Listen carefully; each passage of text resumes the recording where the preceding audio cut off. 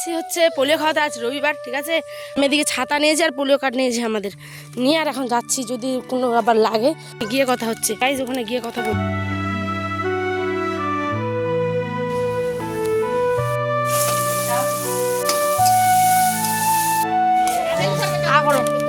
যাও, আর ফুটছেই না ওটা।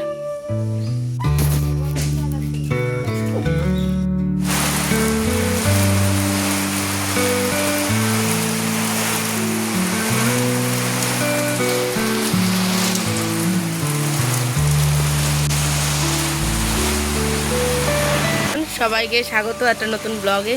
সকাল থেকে উঠে দেখছি বৃষ্টি পড়েছে, বৃষ্টি ঝমঝম করে বৃষ্টি পড়ে। দেখো একবার কি অবস্থা, মেঘটার ওয়েদার খুবই খারাপ।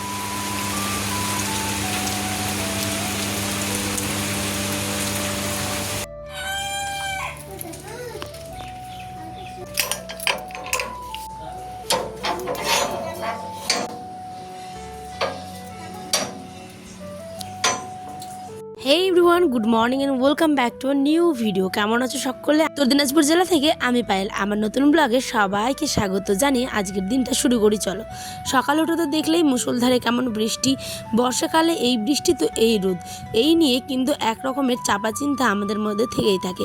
দেখেছো, কাপড়ের কিন্তু অভাব নেই ভাই, প্রত্যেক দিনই এক গামলা করে কাপড় কাচতে হয়। এই যে দেখছো কালো গামলাটা, এটা ভর্তি করে আজ কাপড়গুলো ধুলাম। দুদিন থেকে তো মহরমের ব্লগগুলো তোমরা দেখতেই পেলে, তাই না? যারা দেখোনি চটপট গিয়ে ভিজিট করো, খুব সুন্দর ব্লগ।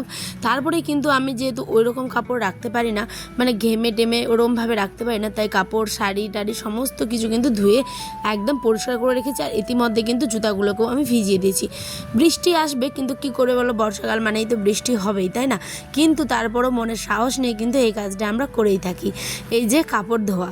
আর এই দিকে দেখো কাপড়গুলো সব মেলে দিয়ে একদম গ্যাসটা আমার কি বাজে অবস্থা হয়েছে। রাত্রে যেহেতু চিকেন রান্না করেছিলাম, তো চিকেনের পুরো মশলাগুলো গ্যাসের উপর ছিটকে থাকে। আর ওই যে দেখছো দেওয়ালটা, এখানে কিন্তু হলুদ কালার হয়ে যায় তেলের ছিটকে পড়ে, সেই কারণে। দেখো তো এখন কি সুন্দর লাগছে, তাই না? এবার ভাবলাম চলো দেরি না করে স্নানটাও করে নিই। স্নান টান কিন্তু সেরে নিয়েছিলাম কাপড় কাচার সময়, ঠিক আছে। আর এখন আমি আসলাম রান্নাবাড়ি করতে, কারণ আমার বর আবার খেয়ে দিয়ে বেরোবে সকালবেলায়। যাদের মানে হাজব্যান্ড বেরোয় তাদের তো এই সকালবেলাটা জানোই কেমন ব্যস্ততার মধ্যে দিয়ে কাটে, তাই না?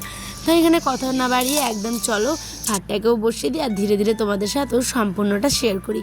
আচ্ছা, তোমরা কারা কারা এই মহরমের ব্লগগুলো দেখেছো বলো তো, অবশ্যই কিন্তু জানিয়ে দিও। এখানে ওই যে মহরমের মেলা থেকে আনা হয়েছিল মিহিদানা, গজা আর হচ্ছে জিলাপি, তো সেইগুলো একটুখানি খেলাম। আর তারপরে কিন্তু টক শাক, আমাদের দিকে এটাকে বলে টক শাক, মানে খাটা শাক।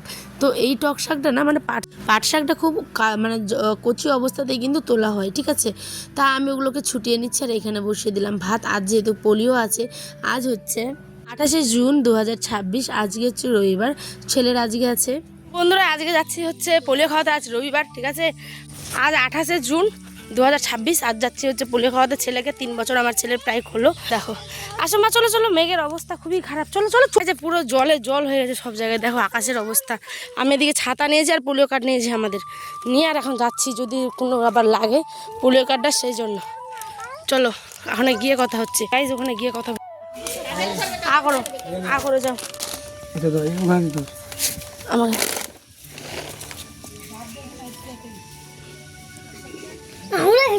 ফুটছেই না ওটা, পাবে আছে, পাবে দিয়ে দাও, পুরো দুজন পাবে। ও পাবে না, 5 বছর পাবে, ওগুলো পাবে না, ওটা কাজও করবে না। তো নাও আগরো, তবে আগরো তো ভালো ছিল। খেয়ে নাও, খেলবে না। পোলিও খেতে গিয়ে আয়ন শোনা যে এমন কাণ্ড ঘটাবে কি বলবো তোমাদের। ও বলছে মাম্মা আমি নিজে ওষুধ খাবো, ওর ওষুধ খাওয়ার তুমি বিশ্বাস করবে না গাইজ, তোমরা বিশ্বাস করবে না যে আমার ছেলে ওষুধ খাওয়ানো কত এক্সাইটেড। দেখো ওষুধ খেয়ে কোনো কান্নাকাটি নেই, আশেপাশের বাচ্চাগুলো কান্নাকাটি করছে, যেহেতু ওদের পোলিও, ওরা ভাবছে কি না কি খাইয়ে দিচ্ছে। আর আমার ছেলে দেখেছো একটা হাতে কুরকুরের প্যাকেট নিয়ে কি আনন্দ সহকারে কিন্তু করতে বললাম, করে ওষুধটা কিন্তু খেলো। তো এটাই হচ্ছে, ওই না অনেকটা বোঝে, ঠিক আছে। তারপরে কিন্তু এসে খাওয়া দাওয়া করে ওই ঘুমিয়ে গেছিলো। এটা ছিল আজকের পোলিওর মানে অর্ধেকটা দিনের, সকাল থেকে দুপুর অবধি খানি তোমাদের সাথে শেয়ার করলাম। আর এই যে কাঁঠাল, এখান থেকে ক্লিপস যতগুলো তোমরা দেখতে পাবে সেগুলো হচ্ছে কয়েকদিন আগের আর কি। তো আমার কাছে এই ফুটেজগুলো ছিলই বলে ভাবলাম চলো আজকে অ্যাড করে দিই।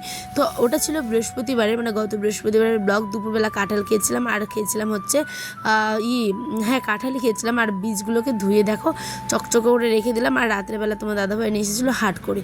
তো এই ক্লিপসগুলো এত কষ্ট করে করেছি, তো ভাবলাম চলো ডিলিট না করে তোমাদের সাথেই কেননা শেয়ার করা যাক। আর এইখানে যে পাট শাক আজকে যেটা রান্না করলাম সেটা কিন্তু বৃহস্পতিবারই আনা হয়েছিল। হ্যাঁ, আর এখানে কত সুন্দর হলুদ হলুদ আম আনা হয়েছে। দেখো আমি তো ঘেমে পুরো 100 অবস্থা হয়ে গেছে আমার। আমি সারাদিন অনেকটা কাজ করেছিলাম সেই দিন। আর যেহেতু জানি যে মাছ আনবে, সেই কারণে আমি স্নানটা রাত্রে করব বলে কিন্তু এখনও আমি স্নান করেছি সকালে একবার, ঠিক আছে। তাহলে তোমার দাদাভাইকে শাক ডাক বলছি, আমটা কিন্তু খেতে দিলাম, বলছে খুব মিষ্টি। আর এখানে কিন্তু একে একে আমি মাছগুলোকেও ভেজে নিচ্ছি।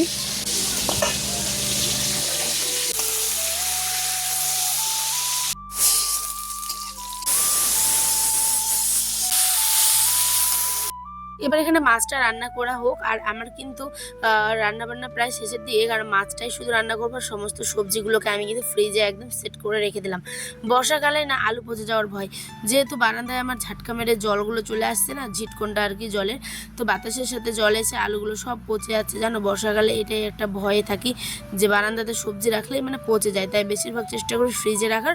আর আলুটাকে বাইরে রাখি, কিন্তু দেখছি বিগত 2 থেকে 3 দিন বৃষ্টি পড়ছে আর আলুগুলো 5টা 6টা করে আলু কিন্তু আমাকে ফেলে দিতে হচ্ছে। কি করবে বলো, মনটা ভীষণই খারাপ। যাই হোক চলো, মাছের ঝোল হয়ে গেছে।